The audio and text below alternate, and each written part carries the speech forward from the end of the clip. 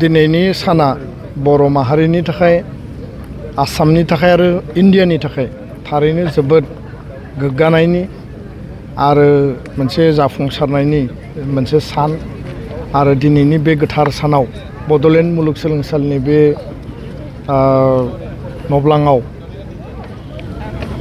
22थि बड'फा उपेन्द्रनाथ ब्रह्म सुबुंथिनि फायखि सल्जार अफ हिउमेनिटी एवार्डखौ भुटाननि राजमाता मादार कुइन आरो गिबि जाय कुइन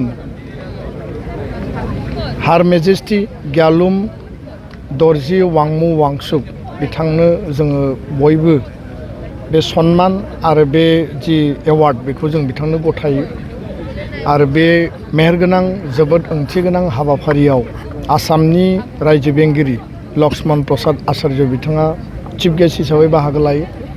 बिटिसिनि मानगोनां चिफ हाग्रामा महिलारि बिथां आरो आगुनि चिफ प्रमद बर' बिथाङाबो बाहागो लायो।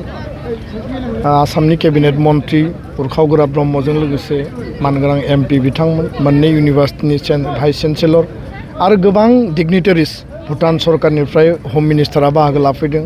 गेलेफु माइन्डफुल सिटिनि राज्यपाल बिथाङा बाहागो लाफैदों आरो बेयाव प्राय 2000नि खाथि जेखिनि डिगनिटारिस दंमोन बयबो बाहागो लानानै बे सन्मानखौ उपेन्द्रनाथ ब्रह्म सल्जार अफ हिउमेनिटी एवार्डखौ उपेन्द्रनाथ ब्रह्म ट्रास्ट एबसु आरो बर' हारिनि जानानै जों गथायो।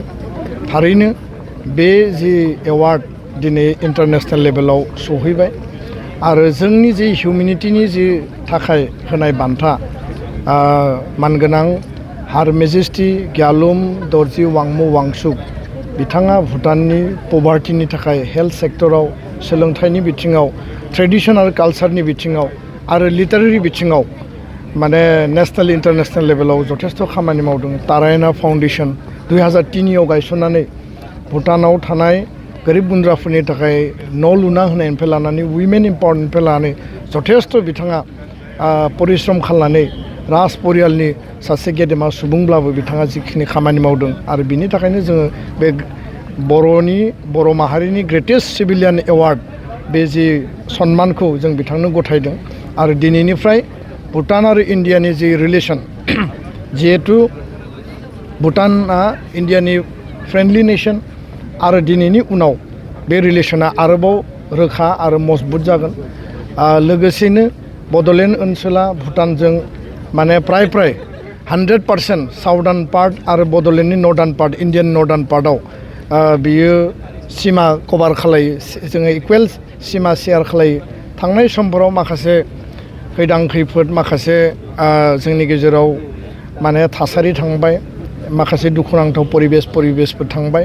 दा बेफोरखौ जोङो जेब्लायबो भुटान सरकारनि खाथियाव बा भुटान राष्ट्रनि खाथियाव जोङो जोंनि गोरोन्थिफोरखौबो बुंबोदों। बिथांमोनाबो बे गोरोन्थिखौ निमाहा होदों आरो दिनै जोङो मोनसे पिसफुल बड'लेण्ड आरो बे पिसफुल बड'लेण्ड आरो ग्रस नेशनेल हेपिनेसआनो बिथांमोननि मेइन एजेन्डा आरो बे एजेन्डाखौ लानानै बिथांमोना खामानि मावदों।